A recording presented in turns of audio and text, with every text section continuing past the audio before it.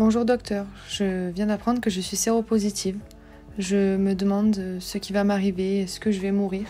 En effet, une des premières questions que nous posent nos patients lors de la découverte d'une séropositivité, c'est une question existentielle qui concerne à savoir si, après l'infection par le VIH, est-ce qu'ils vont vivre ou mourir immédiatement?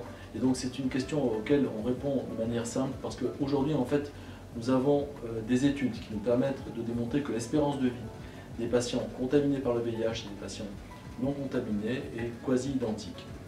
Peut-être à l'exception que si effectivement des patients VIH ont ce qu'on appelle, nous, entre guillemets, des comorbidités, c'est-à-dire qu'on a d'autres maladies, à ce moment-là, peut-être que l'espérance de vie sera modifiée. Dans tous les cas de cause, en fait, on rassure les patients pour leur dire que, dans la plupart des cas, l'espérance de vie est quasi la même, donc ils pourront avoir une qualité de vie extrêmement bonne avec le VIH en 2000. Comment ai-je pu l'attraper?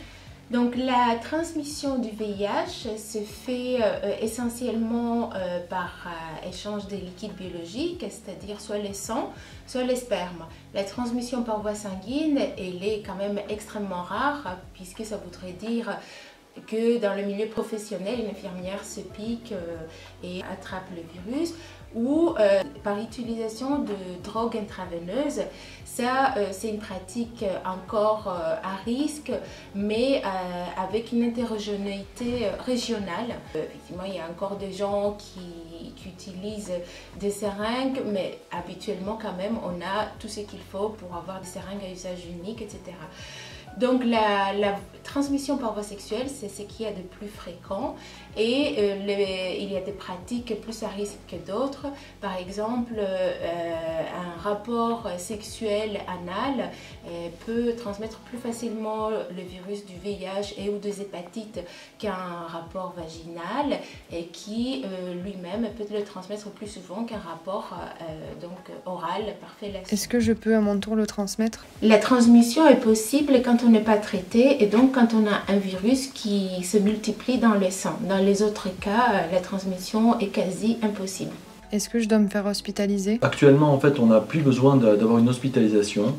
On a besoin d'avoir une consultation spécialisée avec un médecin spécialiste en maladies infectieuses ou spécialiste du VIH qui va faire des examens complémentaires, une batterie d'examens complémentaires pour pouvoir à la fois évaluer l'état clinique dans lequel vous êtes et également permettre de mieux adapter et ajuster le traitement. Et s'il y a lieu peut-être d'avoir une batterie d'examens complémentaires en fonction des résultats qu'on va obtenir, à ce moment-là, on décidera ou pas d'une hospitalisation. Mais dans la majorité des cas, sauf si le patient est très grave, on n'a pas besoin de faire une hospitalisation.